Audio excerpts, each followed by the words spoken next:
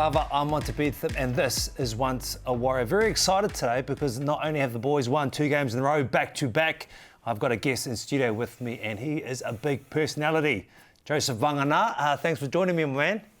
Malo sufua lo fionga lauli Monty Betham, Pafte Maravanoa. Thanks for having me. Malo for you, man. Now, everyone wants to know what's Big Joe up to, and the shirt gives it away. Yes, Deconstruction Trail Group, we're leaders of our industry. So we're doing, deconstruction in Auckland and the top of North Island. Whereabouts are you now? Where are some of the sites? Right now we're in GI, Avondale, all Auckland-wide right now, so busy times. Joe was just saying it's been over 2 decades since you last worn the jumper, so I think you probably need a little bit of reminder of some of those moments that you gave us in the Warriors colours. I need reminding. Jones showing the ball inside the Vagana. They won't stop Big Joe. How would you like to stop Joe Vagana at short range? And another big hit by Joe Vagana. Joe Vagana, who wants to stop him? Nobody. Throws himself at the line. He's out. Remarkable effort. Joe Vagana fires right up. Joe Vagana. Joe Vagana. What a ball. What a try. Big Joe pops it up and run. Joe Vagana. Who wants to stop him? Joe Vagana right down the middle. Brilliant run. Joe, you've just seen that. 22 years on, how does that make you feel? Yeah, make me feel old. And it looks like I might have put on a kilo or 2, or 10 or 12. But I guess it's good to reminisce when I could run a bit faster and hit as hard as the guys are tackling these days. So your sons will see that. They probably haven't watched much of your games because, these aren't the days of the VHS, the video player. It's all changed. What do they think of Dad and his playing career? I guess like most kids, you're just Dad. Obviously the boys my kids are a little bit older, so they've heard, through stories. But I guess all in all, I'm just Dad that in a long time ago was able to play a little bit of rugby league. Okay, let's talk about a long time ago, 1995, the inaugural year. I like to say the show that was the Warriors, man. I mean, what do you remember of the glitz, the glamour, the red carpet? Well, that was it. It was the glitz, the glamour, the red carpet, and for us island boys who had just grown up playing in a local footy park to having cameras turn up to training, having people come in, take interest in what's happening at trainings, and just everything, the freebies, the free clothes, everything that was happening it was mind blowing for us. So it was pretty unreal. We just went on the ride, and it was pretty awesome ride that first year. Before the actual ball got kicked off on March 10th, I think it was. There was build up to it. We were coming on jet skis into the viaduct, and at the time there was the Hercules movie being filmed in New Zealand and Xena, and we were mixing it with these Hollywood stars, coming in jet skis, and it was the big unveiling of Jersey or whatever it was. But it was moments like that, and just just the excitement around the town. Going to the shops and what's happening here? Excited, etc. So and then having kids, the first time young kids coming up and asking for autographs, and like here's us, we're like okay, so. All those years of when you're at primary school trying to practice your signature, I guess in '95, that's when a lot of us first time we were able to use our signature that we've been practicing since we were 10 years old at primary school. It's one thing to, play along some of the guys that you've seen from afar on TV in the Winfield Carport in early days, but to see other hosts of superstars come and mix with you on jet skis and all. Yeah, and that was it. We'd grown up in Auckland, New Zealand, on the 3 channels where you had to get up and change the channel and turn up the volume, watching the Winfield Cup back then, and to come to 95 and us playing alongside these guys that we'd only just seen on TV, the likes of Greg Alexander, Phil Blake from the Aussie, and then in England, Dennis Betts and Andy Platt, just to name a couple, was pretty unreal. But then also our local legends of Sete Solomona, Tiro Pati, returning back, Dean Bell, the list goes on. It was just, again, for us young Polynesian boys, To be in the same training paddock, in the same gym with these fellas was just, yeah. Was there anyone that sort of surprised you or opened your eyes to what this was like in terms of on the field or off the field? Who were the big names that that just shocked you? Yeah, I guess the likes of, like I said, Brandy, Greg Alexander and Phil Blake, the way they trained, they look after themselves, the Dean Bowers. I mean, I remember watching Phil Blake doing chin-ups, and then I thought that was pretty impressive, doing sets of 25, and then the guy goes and plonks up, ties up, like a 12-kilo weight on top of that to do more chin-ups. And here I was trying to do one chin-up, and that's with a jump. So that sort of training, the work ethic those fellas had was just, something that I had never seen. And a lot of us guys who have been training Tuesday, Thursdays, play Saturdays, this was new, training daily. Was there ever a moment of imposter syndrome when you've seen all these guys around you? You just mentioned you've just seen someone do 25 pull-ups. Did you think, well, maybe this isn't quite me, maybe I'm not good enough? Because your contract compared to their contract differed in money, man. What did you sign for? I was on big money back then. I signed for Carlaw Park for a big $2,000. Oh! And I was like, yes, I'm in there. I remember going down with the old man down to Carlaw Park, and Laurie Stubbings and I think John Ackland was the ones who signed us up back then, us young guys who was coming through the grades in Auckland. Yeah, $2,000. Whoa, that was big money for me back It was then. big money, but that's the thing though. It was the dream. It was the vision. Because you were the first. You were the first of local talent, born and bred here, that were going to try and show the way in terms of a career path as a professional athlete. Because rugby wasn't professional. It was all rugby league. Yep, we were the first cohort that had come through this, into this professional era. So again, we were like lost kids that were in, at the Willy Wonka chocolate factory at times, and then reality hits when they're doing fitness tests that we've never done under times that we didn't know what it was, So the whole experience was pretty awesome and something that I'll cherish looking back. What did you learn of that? Because, from that time in grassroots, Richmond Bulldogs, all these teams, it was just the Kiwi boys. Yeah. And now it's a United Nations of sorts. You've got the best from Australia, some of the best from England. What do you take away from at a tender age of 19, 20 years?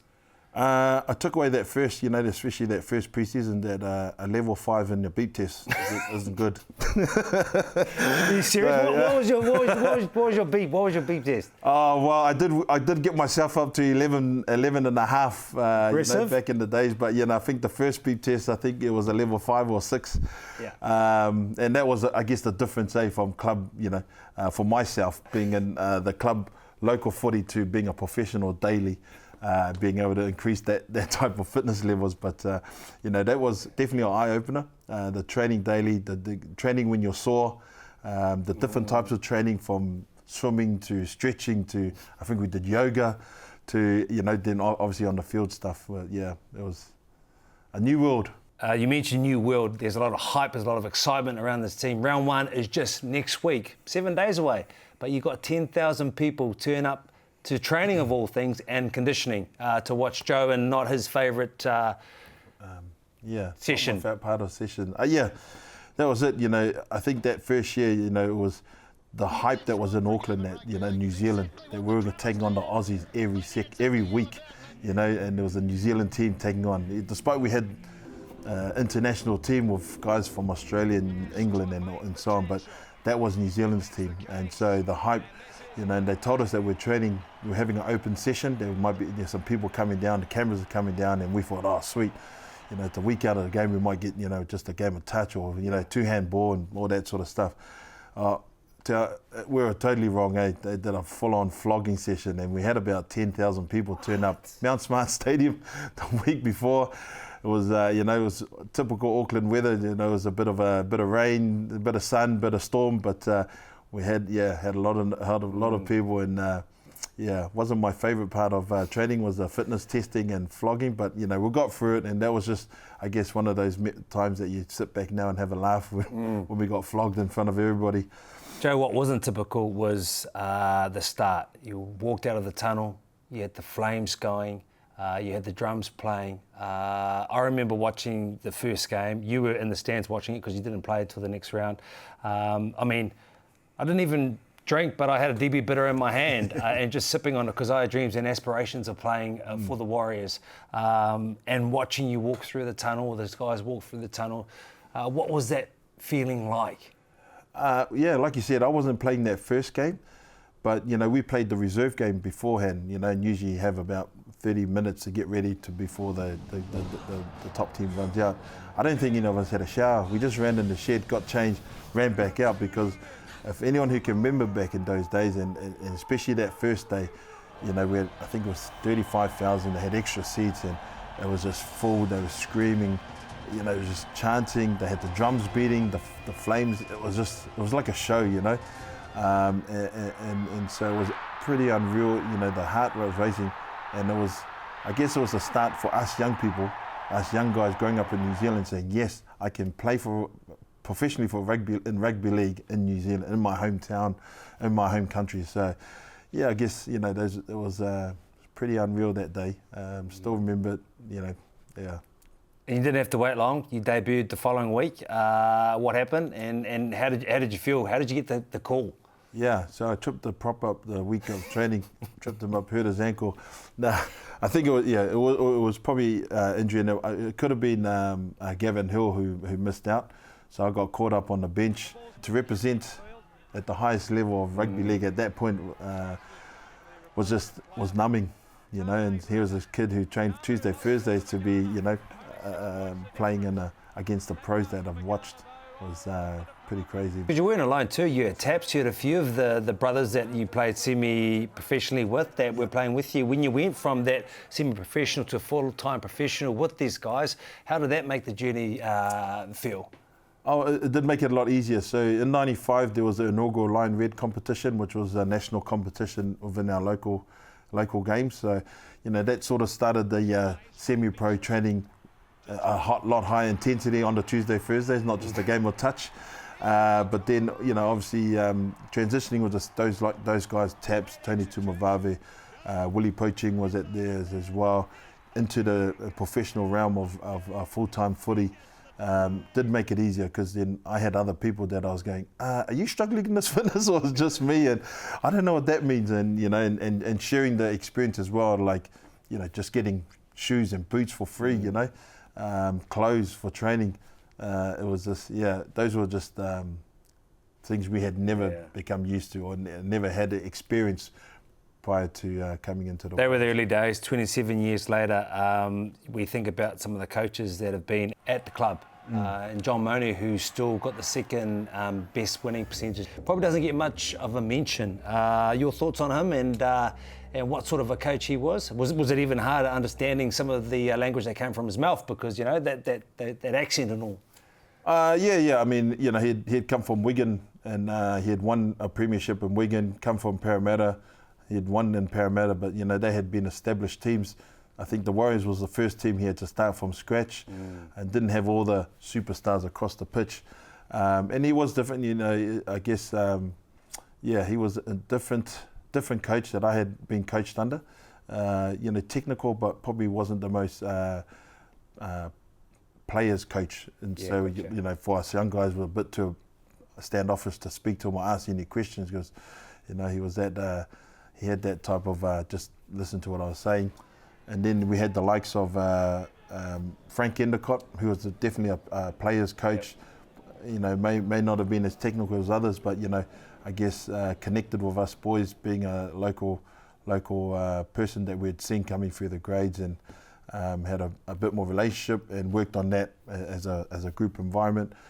But one of the excitements for myself was being coached by my I guess international hero, which was Mark Graham. I once said the same, man. Yeah, and I think one of the first things when I was brave enough, when he signed up and being a coach, was asked him for an autograph. Because it's one of those things that you see him, you watched him at Carlo Park, you watched him play with the busted shoulder and busted this, and just keep going on, and then to be coached and have a daily relationship with the guy, was pretty special in that sense.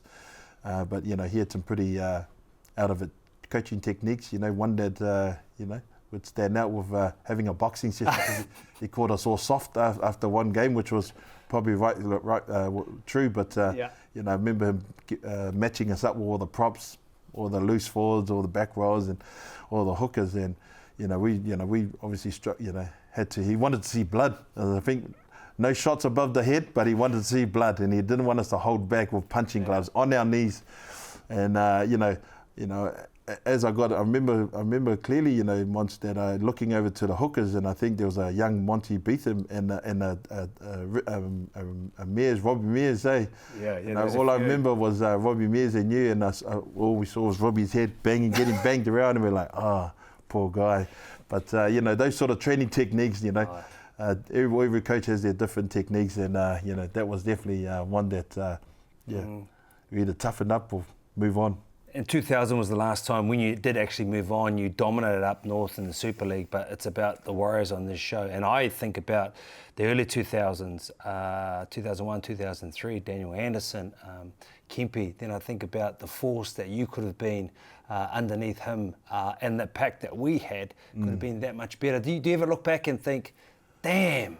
Yeah, I guess at the time, when I moved on, I'd signed a 4-year deal. I'd only just finished one.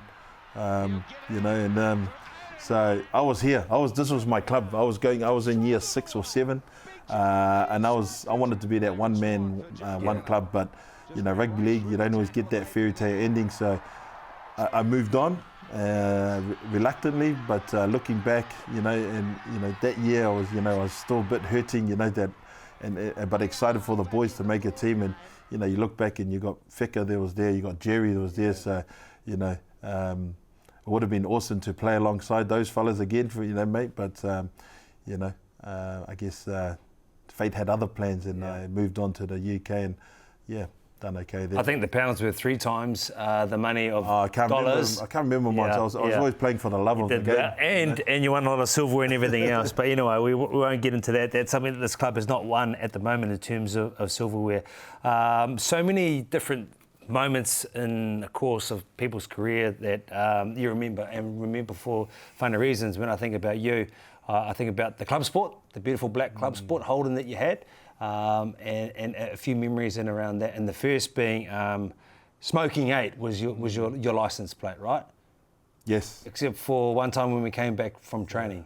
They're ruthless, these boys, right? Because you had just been dropping. It's the first time you've been dropped for a very long time. Still hurts today, man. Still hurts. But yes, after I moved on from my $2,000 contract, I upgraded, and I was able to, and sponsorship was new back then. So big I was able money. to have a sponsorship with a nice Holden Senator, and that was a dream car of mine back then. But the license plate did have Smoking 8. I got the nickname reluctantly because back then there was only one Smoking 8 and Smoking Joe, and that was. Joe Stanley. That we all supported, but I got the Smoking 8, and then I did get dropped to the bench after one game, and I think it was from Mark Graham. And so how good your teammates are, you go for comfort to them, and while I was getting demoted to the bench, the boys were outside. They put a 1 in front of the 8, so it ended up being Smoking 18. And I've got the guys list. I think I know who it is, and even to this day, I won't say any names, but Owen Guttenby. Sorry, but they're still denying it was them. So, but that's just part of the banter that you have in your absolutely.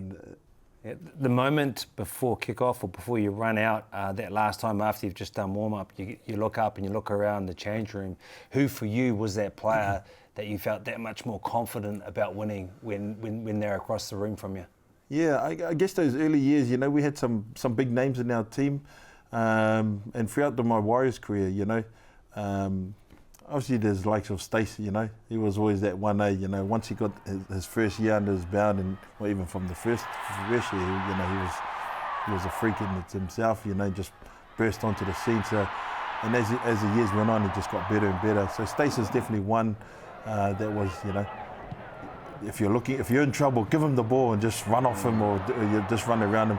I guess as a forward and as a front rower, one guy stands to mind. We've been blessed with a lot of front rowers at the club.